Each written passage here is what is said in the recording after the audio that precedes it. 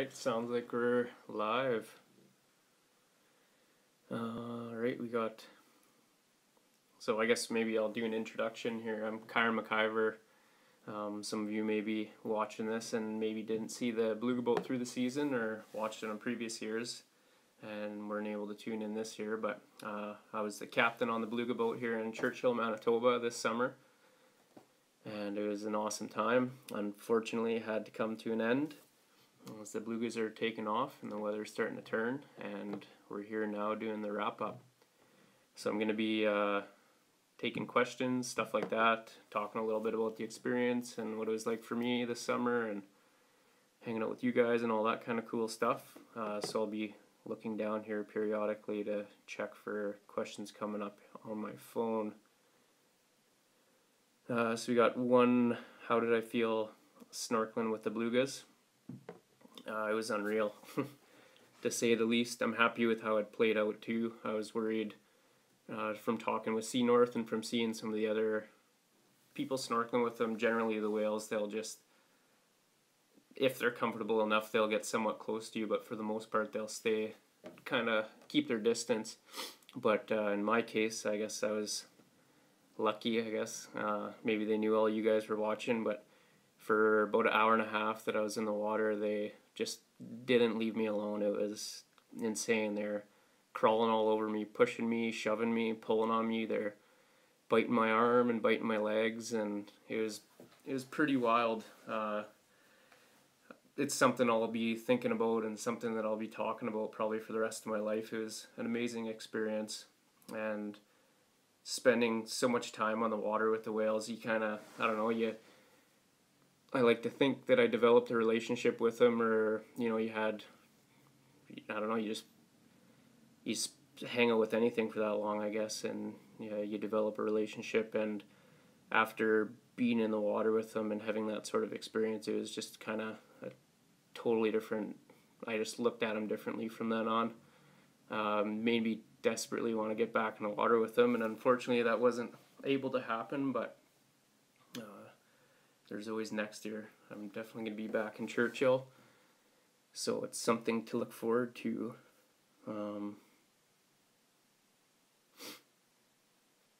So what's next on my working list? So I talked I actually talked quite a bit about that.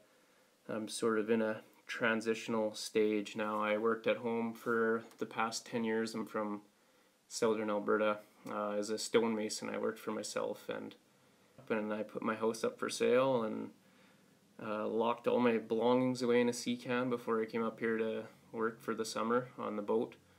And yeah, now it's kind of, this 2 months, it gave me 2 months to think about it, and I still haven't really come up with any definite plans or decisions or anything of what I want to do.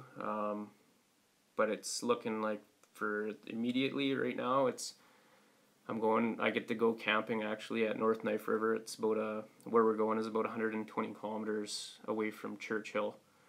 So I'll be there for 2.5 weeks, and I'm super excited about that. Everyone that watched through the summer knows that I spent the whole last winter outside of Churchill, living in a tent in a cabin.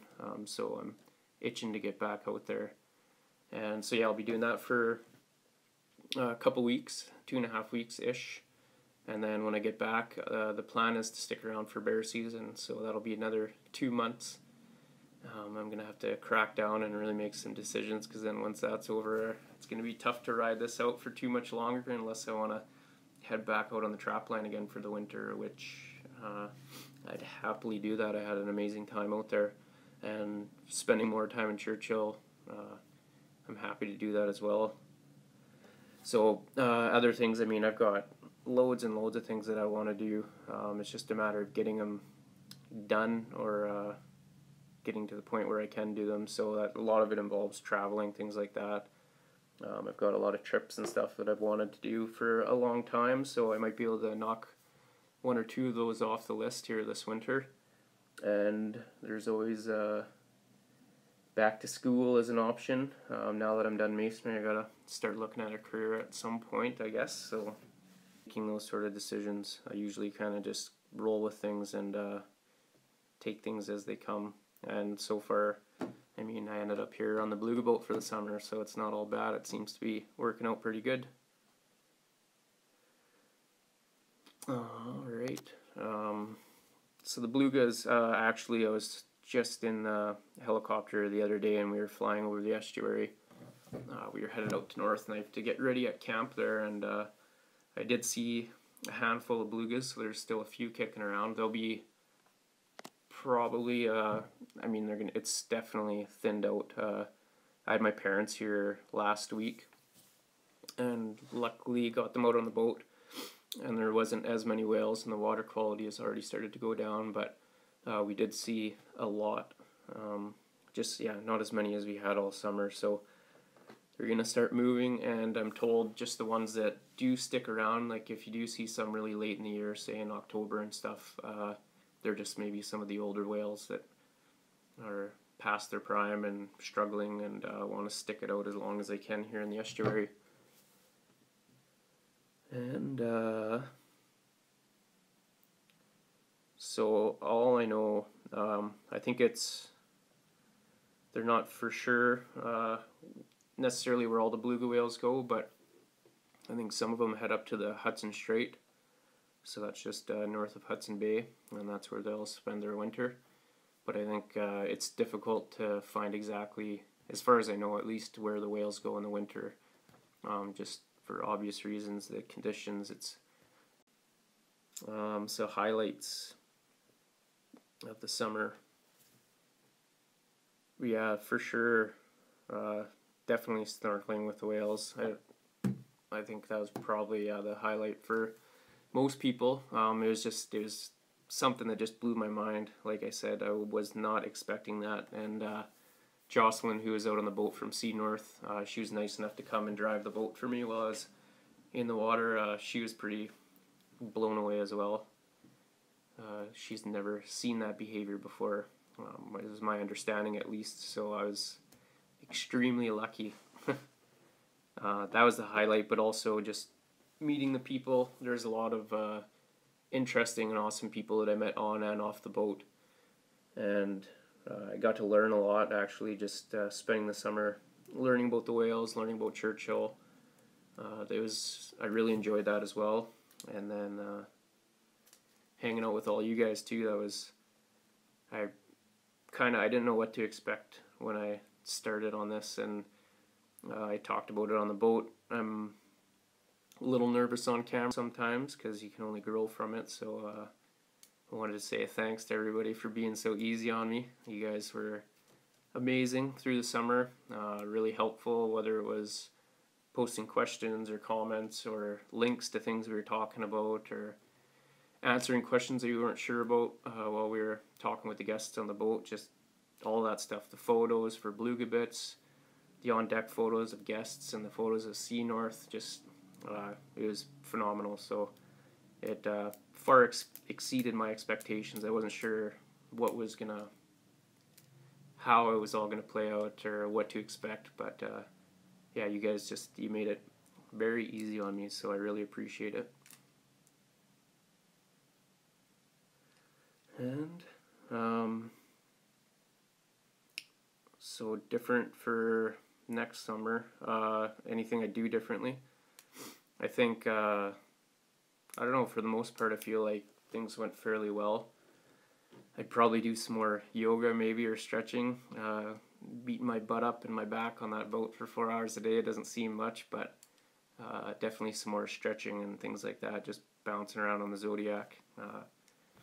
Yeah, it gives your butt a whooping, so that is for sure one thing. I also think getting out more guests sooner. We had a gap at the beginning, but it was for good reason. I had to get familiar with the water, I had to get familiar with the equipment and all that kind of stuff, so it was better for me to focus on that and make sure I was comfortable with everything out on the water before we had people on the boat. And it was nice for me, rather than me just droning on for 4 hours. It's nice to have some variety out there, I think.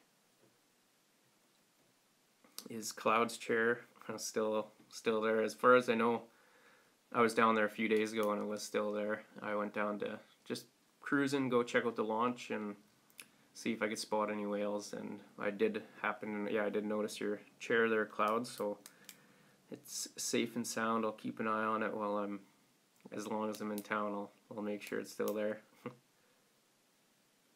Do the whales vocalize? Yes, they're actually one of the most vocal species of whale.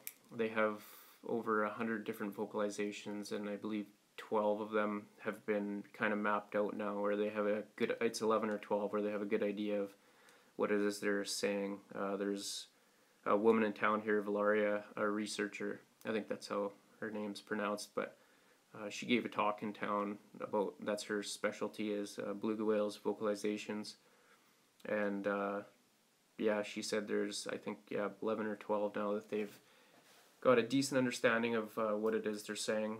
And the belugas actually too, one of the things that makes them unique is they're able to mimic sounds as well, so I think that's mostly been in aquarium settings that they've noticed that, but they've got they call them canaries of the sea for good reason. If you go back and check out any of the underwater footage or highlights from previous years, you'll know right away what I'm talking about. They're very loud. It's actually almost deafening at times when I was in the water with them.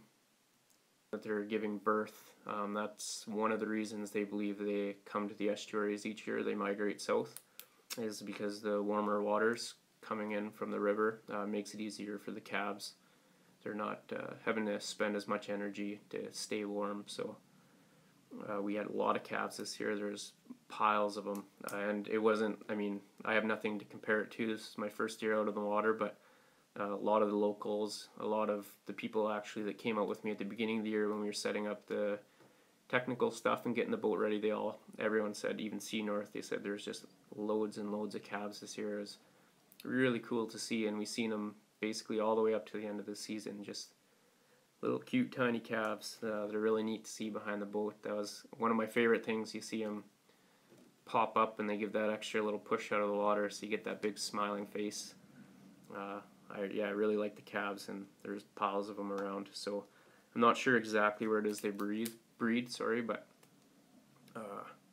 I do know close to where they give birth, and the calves that we were seeing, they call them fetal folds. So there's just creases and stuff, and that's kind of a sign that the calves are fairly new to the world. They've just been born quite recently, and we did see a lot of that at the beginning of the season. Will the hurricanes have an effect on their migration? I'm not sure. I don't know if we're gonna see a lot of effect from the hurricanes up here, and I'd imagine like their migrations seem, to me at least, seem fairly straightforward. So as far as I know, I don't think there will be any issues. Estimated 35 to 50 years, and that's based off of kind of something that they're debating on now. There's growth rings in the teeth of the whales, so they can do a cross section. It's similar to a tree where you count the growth rings, and it was previously believed that 2 growth rings represented 1 year of growth, and now they're starting to think it's possible that 1 growth ring represents a year of growth. So that'll change everything. That means that it's possible the whales live from 70 to 100 years instead of 35 to 50. So that's obviously a big jump, and I'm curious if they do get that settled, or if they're confident to say which it is. I'll be paying attention to that, and hopefully by next year we'll know. Alright, my study objective of the beluga whale. So the boat that we were on for the summer, it's kind of it's explore.org. As most of you will know, that's where you guys would have watched. And if you're not familiar with explore.org, I highly recommend getting familiar with explore.org. Go check out their website. Along with the beluga cams, you'll see all kinds of amazing cameras of different wildlife and animals all around the world, on land and in the water. So it's really neat. I often said one of my favorites was the bee cam. A lot of times we got kind of sidetracked and I'd go off on a little bee tangent. So that was one of my favorite, but I mean, you just get lost. So definitely go check out explore.org. Set aside a few hours because you will get sucked in. So we also had a project, back to the question here, called Blue Gibbets. And we had Dr. Stefan Peterson. He was out on the boat earlier in the year. He works at the Assiniboine Conservancy in Winnipeg.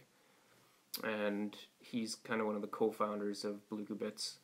And basically what that is, we have an underwater camera on the boat, and people at home, which I mentioned, did an amazing job. All you guys that participated and took snapshots did an unreal job with it. I mean, we just had loads of them pouring in all the time. So we are specifically looking for snapshots, so it's basically a screenshot, and it'll be like we're looking for scarring or marks on the dorsal ridge, any kind of identification mark. But sometimes they had like different colorations on them, like different patches. Also belly shots to help determine sex. And one of the things they do with the snapshots after they're gone through is they can match them up to previous years, and it'll help them to determine how many whales are returning to the estuary each year.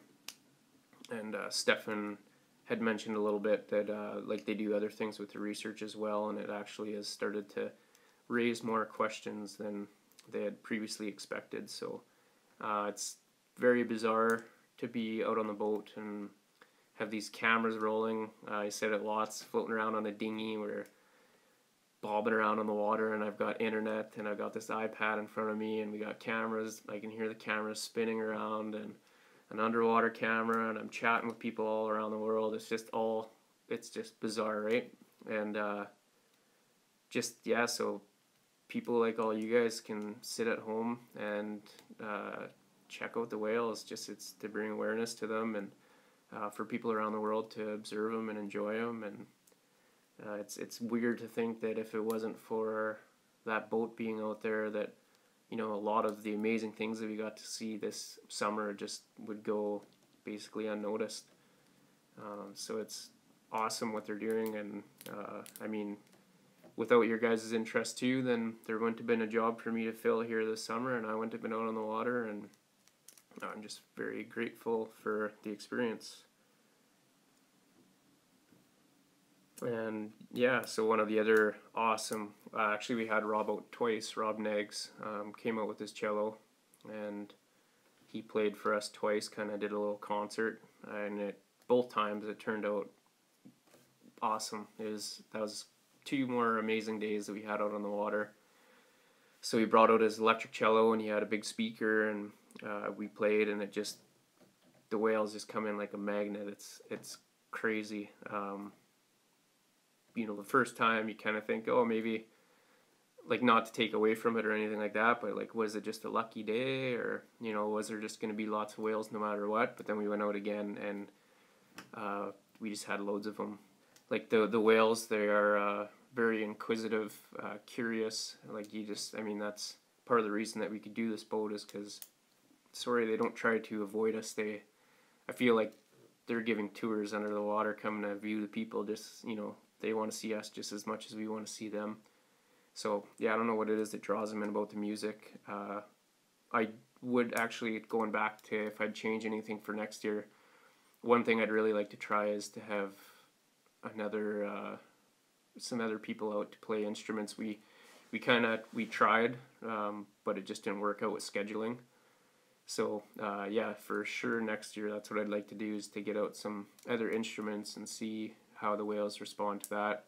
I've heard they respond well to singing, they like just anything, and that was kind of one of the theories for the paddle boards and the kayaking that Sea North offer, was the whales. I feel like they started to learn our behavior throughout the summer, and they started to hang out at launch more, where the paddle boarders and where the kayakers were, and they interact a lot with the boats and the paddle boards. They push them around and nudge them. And one of my guests had good thoughts on that. Each time they push or knock somebody in the water, you're gonna get a shriek or a scream or laughing. and once the whales realize, you know, they're getting that kind of response, maybe that's why they continued on with it through the summer. So yeah, I'd love to get. I mean, it was super fun for me too. So I'd love to have some more musicians out on the boat, and we can try and see. Someone said the whales, they like the Beatles the most, so maybe. So do the polar bears ever feed on the beluga whales? Yeah, so I think it's Seal River. Well, it's either Seal or Nelson River. There's 3 estuaries here that make up where the western Hudson Bay population of whales migrate to, and I'm trying to think. Well, maybe it's the Nelson River. I feel like it's the Nelson. You could actually view it, I guess.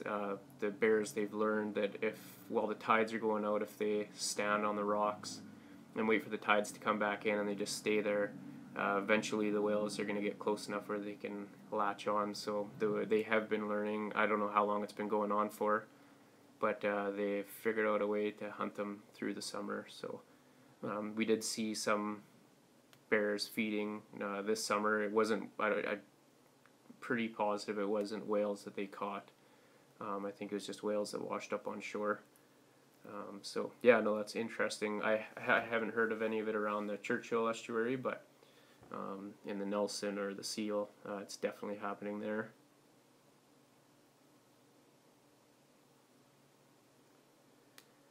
Yeah, so they are able. This question is just if they can mimic human speech. So yeah, they are known to mimic sounds and noises, and actually when I was snorkeling with them, it was so rushed and we were buffering at the time when I first got in the water, so the plan was for me to get my GoPro and then we were just going to drag around, and I wanted to get some footage, and it just all happened so fast. The whales were on me almost instantly. Actually, I thought they were playing a joke.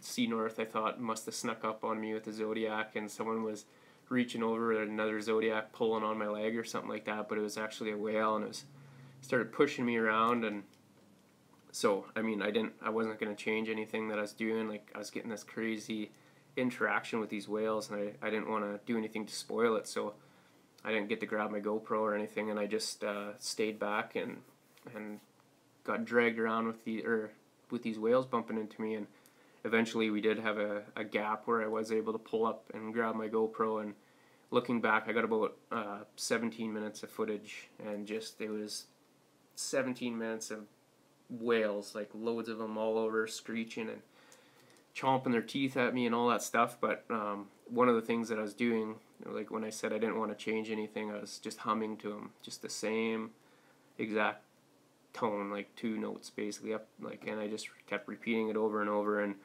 looking back at the video, it does sound similar, like they're making similar sorts of noises. Like, I don't know, I can't say for sure. It's actually something I'd like to talk to Valaria, the vocalization expert, and just give her the whole video and see if she can tell me what the whales were thinking. Like, just the way they're interacting with me, I'd be curious to hear an expert's opinion as to why maybe they're doing it, if they thought I was in distress, or if they're annoyed by me, or they just liked hanging out. I don't know. But yeah, they're known to mimic noises. So the beluga's blowing bubbles. If we're on the boat, and sometimes we just idle and float, right? Like, when we were out there, we had to sort of decide. That was one of the things through the summer, is trying to understand their behavior, or what mood they were in, or, because like I always said, that these are wild animals, so we can't force the whales to follow us or force the whales to hang out. And I didn't want to. I wouldn't, be chasing them around the estuary or nothing like that and stressing them out. It's just not what we were out there to do. So yeah, like, there's days where if we were idling along, we'd get all kinds of interaction with them, and then there's other days where we just have to, oh sorry, I just lost my place here, where we just be drifting. But I noticed if I ever clicked the engine back into gear, that sort of alerted all the whales. They're very keen, and they obviously don't want to get hit by a boat or anything like that. So they can hear that I put the boat back in gear, and then you'd see them just dump a whole bunch of air, blow a whole bunch of bubbles, and I just think it was to minimize buoyancy, so they were getting rid of that excess air so that they could dive down to safety faster. And they weren't in danger. I wasn't kicking it in gear and taking off like a rocket or nothing like that. It's just they're just smart and they don't want to get hurt, and that's totally understandable. I should mention too, talking about that, we do have prop guards on the boat as well. So, and that just because in the videos too, in the underwater footage, you'll notice the whales, they like to spend a lot of time right up at the prop. So we have this big prop guard. We posted pictures of it quite a bit on the message board through the summer, and that eliminates the chance of strikes on the whales. We want to just be as safe as possible. We don't want to cause any harm to the whales, so that was the reasoning behind that. And so that's my thoughts on those kinds of bubbles. But I don't know, like bubbles out of their mouth. I've heard leopard seals in Antarctica, they all do that, and that's a sign of aggression. So I've talked to dive instructors who have been down there diving with them, and that's usually the sign for them to end the dive and head out if they've got a leopard seal in the area. Sometimes they'll swim by with their mouths open and blow bubbles, and that just means that leopard seal is done with you. So it's time to get out of the water to just avoid trouble. And that's was some dive instructors telling me that. That's not no scientist or anything like that, but I'd imagine, I don't know, if the belugas are doing something similar, then maybe it's aggression, or maybe they're just playing around. I'm not 100% on that.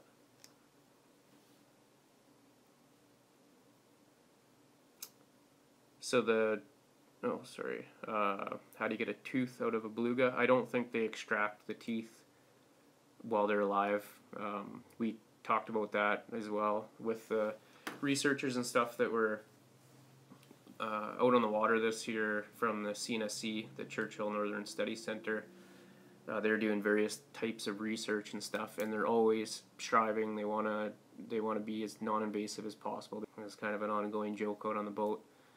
Every time you got sprayed in the face, and I mean, I didn't even really make the connection at the beginning of the year. We were getting sprayed in the face by these beluga whales, and you don't even think about it. You just automatically like lick your lips, and yeah, it wasn't long before somebody pointed out that that whale basically blew his nose on your face.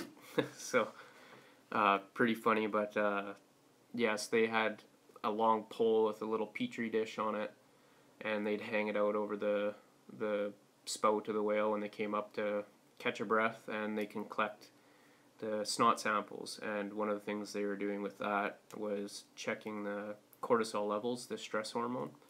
So they wanted to see if the whales in the estuary are abnormally stressed or anything like that.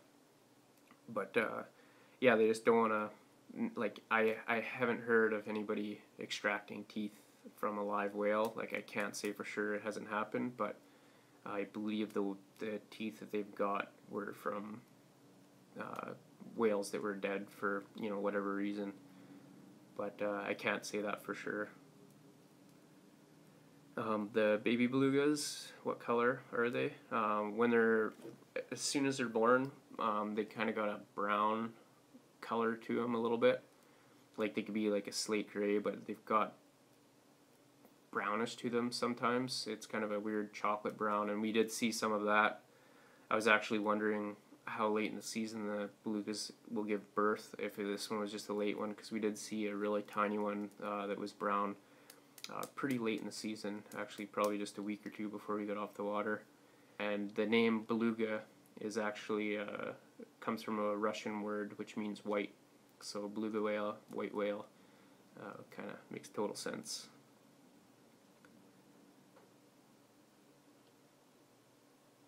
So one of the impacts of climate change on the belugas.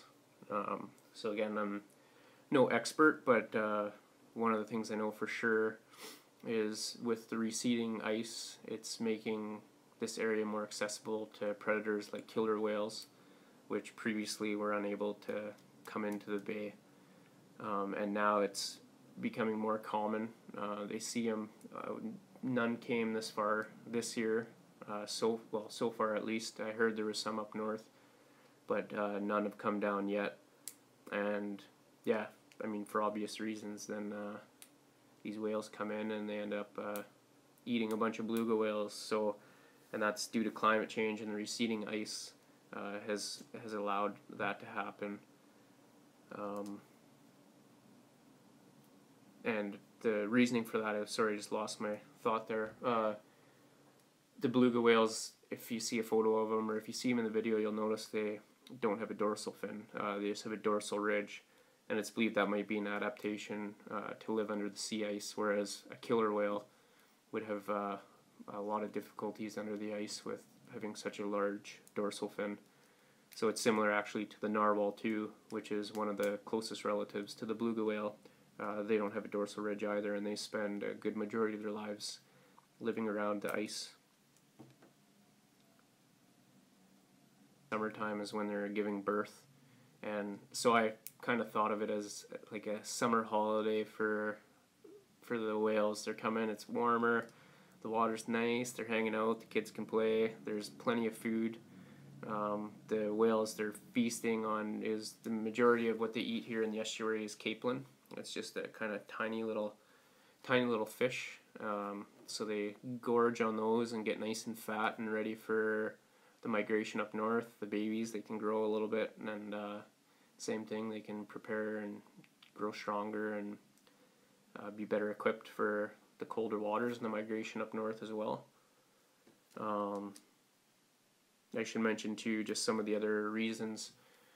They believe that the whales come into the estuary is for molting. So at the same time of year, the beginning is when we've most seen it.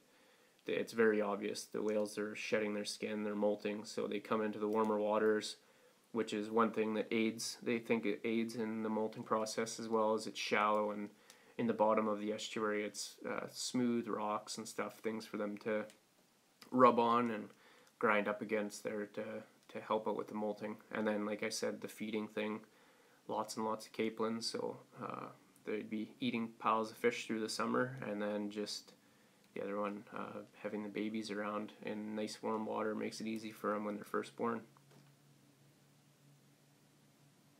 Do I think belugas or dolphins are smarter? It's really, I don't think we know how smart any of these things are personally. Like, one of the coolest things about the belugas that maybe would make them seem more smart, so you're cruising along, and I mean, you notice it right away. And I had guests on the boat that said the same thing. It's just something that just seems so odd and weird. The whales, they'll cruise up alongside the boat and look up at you. Like, it's really weird to make eye contact. Like, I mean, otherwise you'd see, a dolphin or another whale, something just, cruising by, and like same thing, they know you're there. I'm sure they're well aware, but this beluga whale, since it can turn its head, it's physically making an effort to look up at you. Like, you know it's happening because it's doing it right in front of your face, and you just make eye contact with these whales. And I'm going to keep going back to the diving because it's just bringing up more thoughts on it. I had these whales like pulling up right beside me and going up under my arms. Like, I had my GoPro on, and like you could see the beluga just right up under my armpit, basically. Like, it was, like having your arm over your buddy. When I say I think about him different, or I feel like I have a different relationship with him. I had a beluga whale on either arm, and you look over, and I mean, you're just staring at this thing. You could see that it's intelligent. You can see that it's aware, and like they're thinking, and they're trying to, just like I'm trying to figure out what they're talking about or saying or doing, or why they're there, what's going on. I feel like they're doing the exact same thing. They're coming up, they're checking it out. They're obviously extremely intelligent. I can't say if belugas or dolphins are smarter, but I don't think we know how smart they are, but it's very obvious. So my opinion on belugas in captivity, it's a tough one. We had one of our interns come out, and her I think it was her grandfather was, they called it a whale jumper, and that was a long time ago. I mean, things change, right? We're evolving as people, and we're learning all the time. So this is something that happened in the past, and they don't do it anymore. And I don't know, myself, I don't know, come to Churchill if you want to see beluga whales, and you want to see them in their natural habitat, living, you know, a happy life. Just come to Churchill. It's worth the trip. You won't be disappointed. You'll see hundreds of whales if you come at the right time of year. And when I talked before about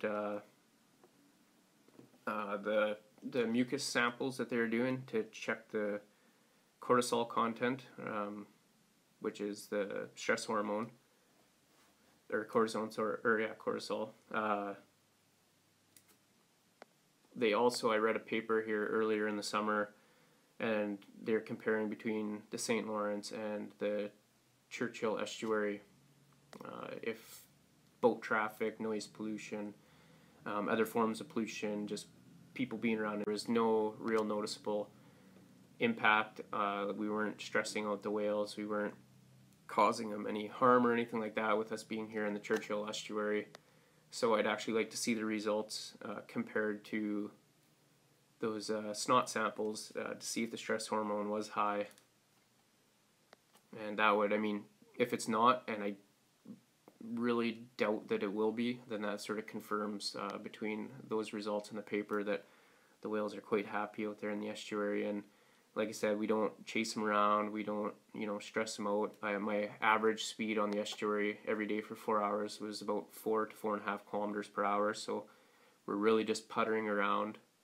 And the whales, they come and go, they'll hang out with us, and then they leave and they come back, or more come and they leave, and it's just a very natural, very easy and awesome way to view the whales. So I just urge everybody. Churchill is amazing, not just for the whales, but for so many other reasons. Everything Churchill is about, it's the polar bear capital of the world. It's, if you're into flowers, you can come and come at the right time of year, and you'll have your mind blown. It's a birding mecca. Like, this is just the auroras, the northern lights are some of the best in the world. It's just an amazing place, an all-around amazing place. So come here, come check out some belugas, and I just feel like that's probably the best way to go about it if you wanna see some whales. I'll just look at the other questions here. I hope I'm not buffering. I'm just getting these little bubbles popping up on my screen, so I'm getting a little sidetracked here. It's before they kind of sum it up pretty good if you guys wanted to check it out and actually just see more about what Blue Gibbet is all about. The coloration, so like I mentioned, they'll be the dark slate gray as babies.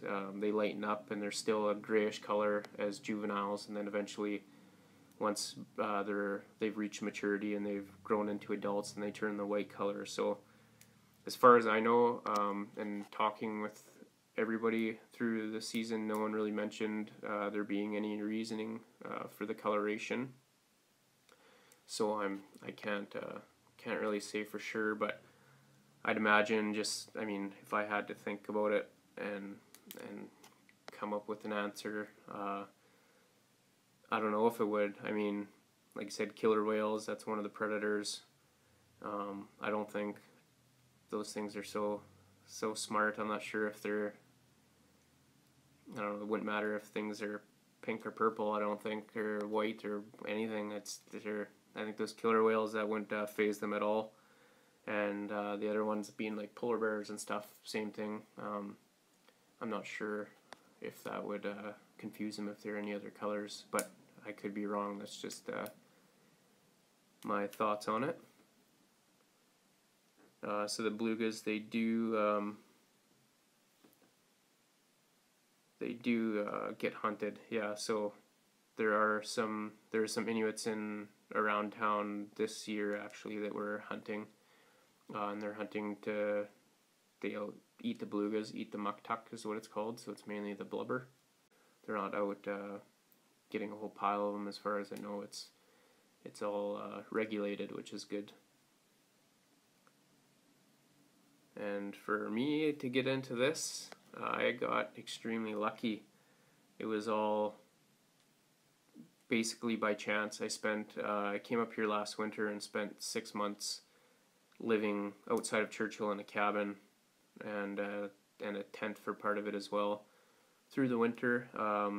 And my original plan was to come here to see the beluga whales, and it kind of just played out differently, I guess. I came up for the winter, which was still an amazing experience, but at the end of it I wanted to come back and see the belugas. And before I left, I'd found out there's an opportunity to come up here and possibly run the beluga boat for the summer, so I decided to pursue it, and like I said, I just got very lucky. And I mean, I considered myself lucky before, but I was now, having spent the summer up here and got to do it, I did just floating around on the water all summer. If I'd realized that before, then I don't know, I would have been a lot more, I guess, flustered during the interview or all that. It was just, it's been an amazing experience. So I think that is it for the questions. So like I said, I'm extremely grateful for everybody out there that tuned in all summer, all the comments, the photos, everything. You guys were amazing. On the water every day, we lucked out with the weather. It was an amazing summer. And hopefully I'll see you guys again